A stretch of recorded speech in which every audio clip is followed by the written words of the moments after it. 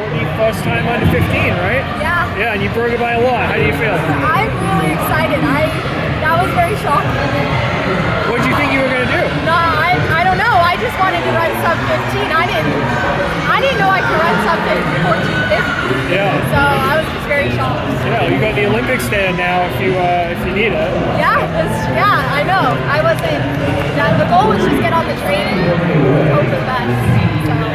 Why did you decide to run this race? My fall training was really, really good, and I was doing really well in the strength stuff. That's already my strength, but we were just noticing that I was very strong that fall. I spent a lot of last year gaining a lot of strength, and I was finally seeing the repercussions of it. And so after BYU came to this meet, the season opener in December, Coach Taylor was like, "Hey, you want to run a 5 or a 3?" And I was like, "Let's take a crack at the 5." And so we just decided from there. Yeah. Have you run on this track before? Yeah, so I've actually my PR is from here actually. I've run the season opener in 2019 and then 2021. Gotcha. So those were that one and indoor nationals are my only indoor 5Ks. So the OAC girls were just trained up right behind the leaders. You know, when you guys are in that line like that, how much confidence does it give you knowing that your training partners are right there with you and you're in the race late? Yeah, so actually none of them are my training partners. Oh, okay. Yeah, but it's fun having all of our brands. I mean, I'm friends with all of the women. We all ran in college together, so it's fun, and you know that they're always ready to run fast, and they're always fit and ready to go. So, you know, when you get on a train with them, things are looking good. And when Alicia stepped off the track and everyone kind of started taking off, how were you able to respond and kind of grab that gear to go with them? Yeah, I just knew that I didn't want to lead the second pack. I wanted to see how fast I could run, and I didn't know how fit I was, so I just wanted to see it. So I just committed that once they made a move, I was like, get with that train and things can be really good for you.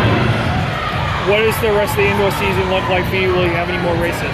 Yeah, so I'll run the 2 mile at Melrose, and then we'll call it a season, and then focus for outdoors. Yeah. Do you take a break in between indoors and outdoors? I'm not sure. My philosophy right now is let's just go day by day and meet by meet. So now that we have Ursuline checked off, now we train for the 2 mile at Melrose, and then we'll see where we're at with that. But yeah, so not quite sure on that. Gotcha. Yeah. How has your training kind of changed over the past year, especially, you know, being able to shave so much time off your 5K, go 14:49. What has changed, and are you doing anything differently?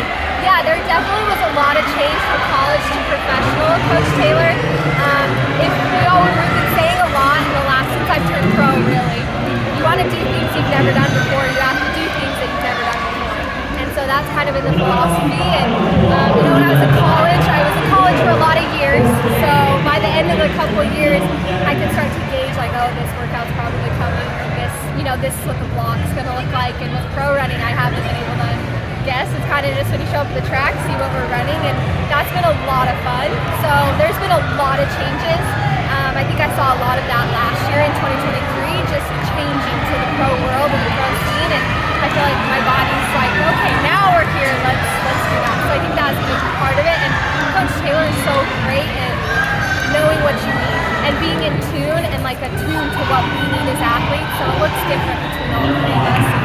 So yeah, Coach T's changed a lot. She's awesome. And speaking of that progression and that development, Yeah. you know, would the high school or even college version of yourself see where you are now and just be shocked? Or like, what would be your reaction if you can go back in time?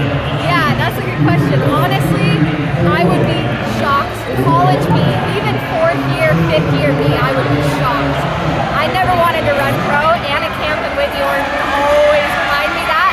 I would always say, I'll never run pro. I'll never do that. And we were even talking about it on the run yesterday of never say never because it comes true. But I'm really, really glad that I've been surrounded by the most incredible coach and teammates to help me realize that dream. And so I think I'm just excited to see where this goes. We've got a lot of years ahead of us.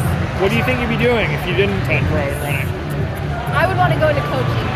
I think I would be under Coach T and just gaining all the knowledge that I can from her. It would be my own personal dream beyond running to follow in her footsteps. Okay. Maybe one day. Yeah, I would love that. You know, she's an incredible mentor, leader, coach, you know, just a female role model, so it would be great to have that. Congratulations, Thank Courtney, you. and best of luck in Thanks, guys. 2024. Thank you.